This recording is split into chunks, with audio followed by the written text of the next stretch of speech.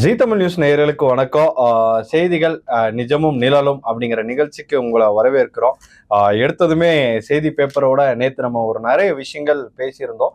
இன்னைக்கு இதை பத்தி பேசுறதுக்காக நம்மளோட சங்கர் பிரியன் வந்திருக்காரு. என்ன சகோ, ஆரம்பமே அதிரடியோட நிறைய செய்திகள் பார்க்க முடிஞ்சது. முதல் செய்தியா உலகத்துல இருந்தே ஆரம்பிப்போம், உலக செய்திகள்ல இருந்தே ஆரம்பிக்கலான் இருக்கேன். கண்டிப்பா அறக்க பறக்க மக்கள் ஓடிக்கிட்டு இருக்காங்க. அதுல ஃபாஸ்டா ஏதாவது செய்தி கிடைக்குமா அப்படின்றதுக்கான ஒரு தீனி தான் இது.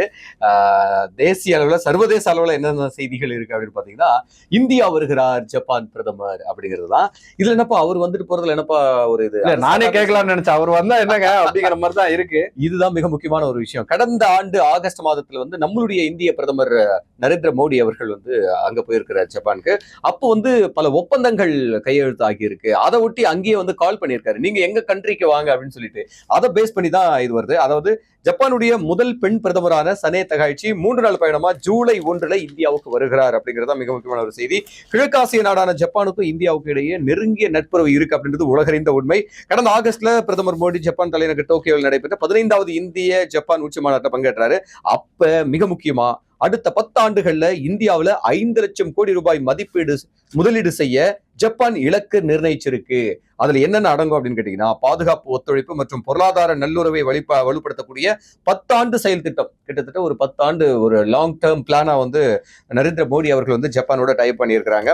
ஸோ இதை பேஸ் பண்ணி தான் அப்போவே கூப்பிட்டுருக்காங்க இங்க வர சொல்லி. ஸோ இங்க வந்து இன்னும் பல முக்கியமான விஷயங்கள் எல்லாம் அவங்களோட பேச இருக்கிறாங்க, கையெழுத்தாக இருக்கு.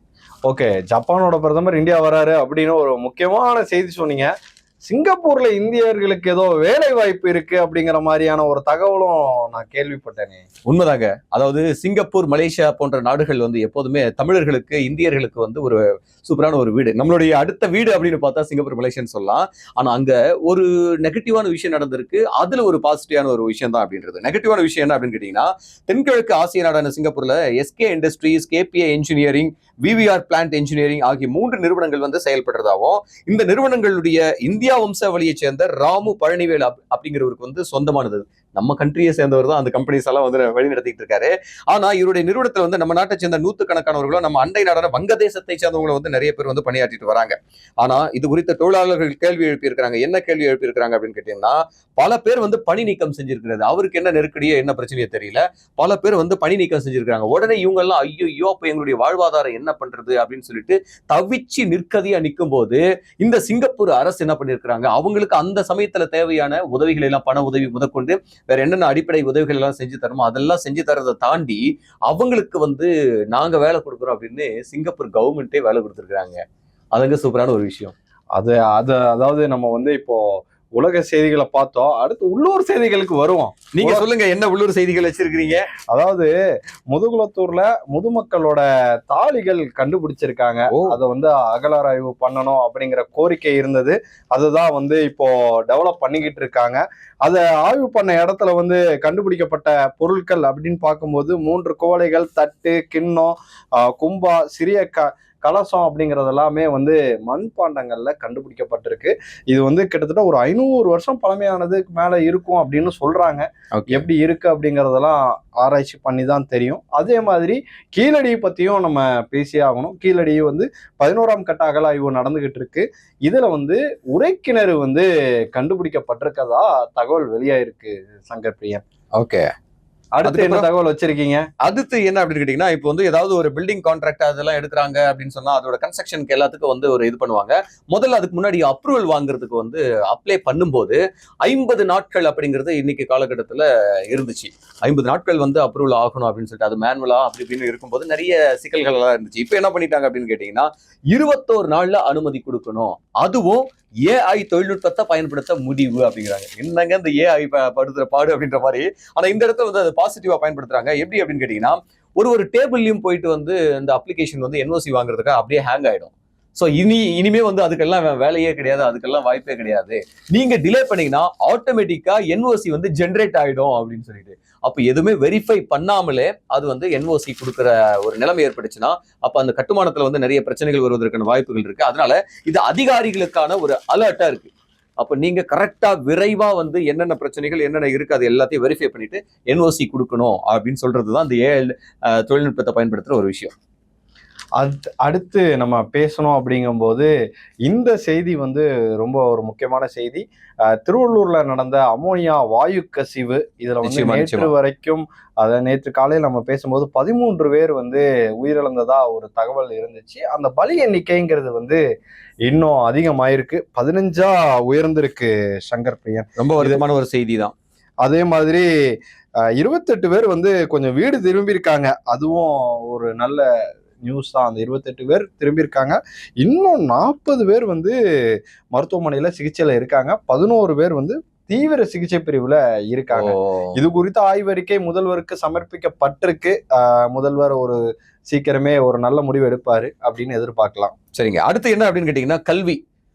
மே மாசம் முடிஞ்சு ஜூன் அதெல்லாம் வந்து இப்ப ஜூலையை தொட போறோம். ஆனாலும் இந்த டைம்லயும் வந்து நிறைய மாணவர்களுடைய எண்ணிக்கை அதிகரிக்கிற காரணத்தினால இப்ப கல்வியினுடைய முக்கியத்துவம் எல்லாருக்குமே தெரிஞ்சு பட்டி தொட்டி எல்லாம் வந்து படிப்பு தான் வாழ்க்கை அப்படின்னு சொல்லிட்டு புரிதலோட வரும்போது, அதனால அரசு என்ன முடிவு எடுத்திருக்காங்கன்னா, அரசு கலை அறிவியல் கல்லூரிகள்ல கூடுதல் மாணவர் சேர்க்கைக்கு அனுமதி கொடுத்திருக்கிறாங்க அப்படிங்கிறது. அதாவது தமிழகத்தில் இயங்கக்கூடிய கலை அறிவியல் கல்லூரிகள்ல தேவைக்கேற்ப மாணவர் சேர்க்கை இடங்களை அதிகரித்துக் கொள்ள தமிழ்நாடு அரசு கல்வித்துறை அனுமதி வழங்கியிருக்கு.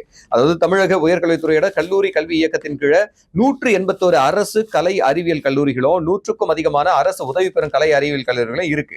அது மட்டும் இல்லாம 500க்கும் அதிகமான சுயநிதி கலை அறிவியல் கல்லூரிகள் இதெல்லாம் எல்லாமே இருக்கு. இப்ப இவற்றில் வந்து 2026-27 அகாடமிக் இயர்ல வந்து விறுவிறுப்பா எல்லா வேலைகளும் நடந்துட்டு அட்மிஷன் போட்டு வந்துட்டு இருக்காங்க. இதை முதற்கட்டமா பொறுத்த வரைக்கும் பாத்தீங்கன்னா கலந்தாய்வுல 71,000 இடங்கள் நிரம்பி இருக்கிறாங்க. இந்த இடங்களை விட கூடுதலா மாணவர்களுடைய எண்ணிக்கையை நிறைய பேர் அப்ளிகேஷன் போட்டிருக்கிறாங்க, நிறைய பேர் வெயிட்டிங்ல இருக்கிறாங்க. ஸோ அவங்களுக்கெல்லாம் வாய்ப்பு கொடுக்கணும் அப்படின்றதுக்காக பொதுவாகவே அரசு கலை அறிவியல் கல்லூரிகளில் வந்து மாணவர் சேர்க்கை வந்து ஒரு 10% கூடுதலா இன்க்ரீஸ் பண்ண சொல்லியிருக்காங்க. ஓகே, மேக்சிமம் எல்லா செய்தியும் கவர் பண்ணிட்டோம்னு நினைக்கிறேன். இன்னொரு செய்தி சொல்லணும் அப்படின்னா, சென்னை அடையாற்றுல போக்குவரத்து மாற்றம் அப்படின்னு சொல்லி அனௌன்ஸ் பண்ணியிருக்காங்க. மெட்ரோ பணிகளுக்காக அந்த போக்குவரத்து மாற்றம் அப்படிங்கிறது நிகழ்ந்திருக்கு. அதுதான் நம்ம வந்து மென்ஷன் பண்ணோம். காலையில வேலைக்கு போகும்போது ரொம்ப அவசர அவசரமா போவோம் நம்ம மக்கள் எல்லாருமே. அப்போ அந்த பக்கம் போறீங்கன்னா கொஞ்சம் போக்குவரத்து மாற்றம் இருக்குங்கிற தகவலோட கொஞ்சம் போனீங்கன்னா நல்லா இருக்கும். எந்த பக்கம் போகணும் அப்படிங்கறதெல்லாம் தெரிஞ்சுக்கிட்டு அந்த ரூட்டுக்கு ஏற்ற மாதிரி போங்க. நேத்தே சென்னை காவல்துறை வந்து அதை வெளியிட்டு இருக்காங்க. போக்குவரத்து மாற்றத்தை பத்திய செய்திகளை வெளியிட்டு இருக்காங்க சங்கர் பிரியன். இன்னொரு விஷயம் என்னன்னு பாருங்க, ஆன்லைன்ல பணம் இழந்தால் 25,000 வரை இழப்பீடு அப்படின்னு சொல்றாங்க. அதை பத்தி நீங்க கூட கேள்விப்பட்டிருப்பீங்களா, என்னன்னு சொல்லுங்க பாப்போம். ஆமா, அதாவது இப்போ என்னன்னா முதல்ல வந்து 50,000 ரூபாய், அதாவது 50,000 ரூபாய் அதுக்கு மேல நீங்க இழந்துட்டீங்க அப்படின்னா 65 to 85% வந்து 80% வரைக்கும் கொடுக்குறோம் அப்படிங்கிற அனௌன்ஸ்மெண்ட் ஏற்கனவே இருந்ததுதான். இதுல என்னடா புதுசா வந்திருக்கு அப்படின்னு கேட்டீங்கன்னா, அது அடுத்த வருஷம் ஜனவரி 1 முதல் அமலுக்கு கொண்டு வர்றதா ஒரு செய்தி மட்டும் இப்ப கொடுத்துட்டாங்க. ஆனா அதுக்கான அமலுக்கு வர்றது வந்து ஜனவரி 1க்கு போயிட்டு இல்ல. அதுதான் இப்போ அப்டேட். என்னன்னா அதுக்கான ஆர்பிஐ வந்து அதை பத்தி பரிசீலிச்சு நல்ல முடிவா கொண்டு வருவாங்க அப்படிங்கிற எதிர்பார்ப்பு இருந்துச்சு. அதை வந்து ஜனவரி 1ல இருந்து அமலுக்கு வர்றதா ஒரு தகவல் இருக்கு. அதுதான் இப்போதைக்கு வந்த தகவல். மற்றொரு செய்தி என்ன அப்படின்னா, விளையாட்டோட நம்ம முடிக்கணும் அப்படின்னு நினைக்கிறோம். சோ சேட் அப்படிங்கிற மாதிரி. என்னங்க இது, இந்தியா சாம்பியன், நடப்பு சாம்பியன், T20 சாம்பியனா இந்தியா 2024 வந்து சாம்பியன் ஆகி முடிச்ச உடனே அடுத்த சந்திச்ச முதல் மேட்ச்ல வந்து யாருக்கிட்ட, வெஸ்ட் இண்டீஸ் நினைக்கிறேன், அயர்லாந்து கூட வெஸ்ட் இண்டீஸ் கூட அப்ப தோத்தாங்க. இப்ப வந்து அதே மாதிரி இப்ப சாம்பியனா இருக்கிறாங்க. இப்போ வந்து அயர்லாந்து கூட ஃபர்ஸ்ட் மேட்ச்லயே சோ சேட் அப்படிங்கிற மாதிரி தோத்து இருக்காங்க. இது எப்படி பாக்குறீங்க? இல்ல, அயர்லாந்து வந்து பயங்கரமா விளையாண்டாங்க.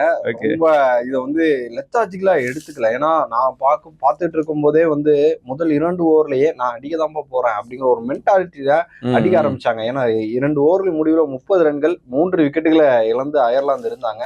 அதற்கப்புறம் அந்த அணியோட கேப்டன் வந்து அவரு ஒரு பக்கம் அடிக்க மாத்தி அடிச்சு ஒரு 180 ரன் வரைக்கும் எடுத்துட்டு வந்துட்டாங்க. இந்தியாவுக்கு எதிராக 180 ரன்கள் அடிக்கிறதெல்லாம் வந்து சாதாரணமான விஷயம் கிடையாது. ஏன்னா கத்துக்குட்டி அணின்னு சொல்லுவாங்க அயர்லாந்து. அந்த மாதிரியான ஒரு டீம் வந்து அடிச்சு எடுத்துட்டு வந்தாங்க. அதற்கப்புறம் நம்ம ஆட்கள் வந்து என்னதான் போராடி பார்த்தாலும் அபிஷேக் சர்மா அவரு வந்து உலக சாதனை படைச்சாரு. அவர் வந்து கிட்டத்தட்ட பாத்தீங்க அப்படின்னா ரொம்ப கம்மியான பந்துல இந்த சாதனையை வந்து படைச்சிருக்காரு. 20 பந்துகள்ல 5 அரை சதம் அடிச்ச பிளேயரா மாறி இருக்காரு அவரு. இது வரைக்கும் 20 பந்துல 5 முறை அரை சதம் கடந்திருக்காரு. அடுத்து நம்ம தம்பி இருக்காங்க, வைபவ் சூரியவன்ஷ் வராயிருங்க அப்படிங்கிற மாதிரி ஒரு சாதனை இருக்கு. இவரு வந்து கொஞ்சம் நல்லா விளையாடிக்கிட்டு இருந்தாரு. பட் ஆனா அவுட் ஆகி வெளியே போயிட்டாரு. அதற்கப்புறம் வந்தவங்க யாரும் நிக்கல. அப்படியே போன வேகத்துக்கு திரும்ப பொங்கல் சாப்பிட வந்த மாதிரி டக்கு டக்கு டக்குன்னு வர அயர்லாந்து வந்து வெற்றி பெற்றாங்க. இதுல இன்னொரு முக்கியமான விஷயமா நான் பார்த்தது என்னன்னா, அயர்லாந்து வெற்றி பெற்றதை செலிப்ரேட் பண்ணது அயர்லாந்தோட உமன்ஸ் டீம். அதாவது T20 விளையாடிட்டு இருக்கிறாங்க. அவங்க வந்து பார்த்து அந்த மேட்சை பார்த்து பயங்கரமா என்ஜாய் பண்ணாங்க.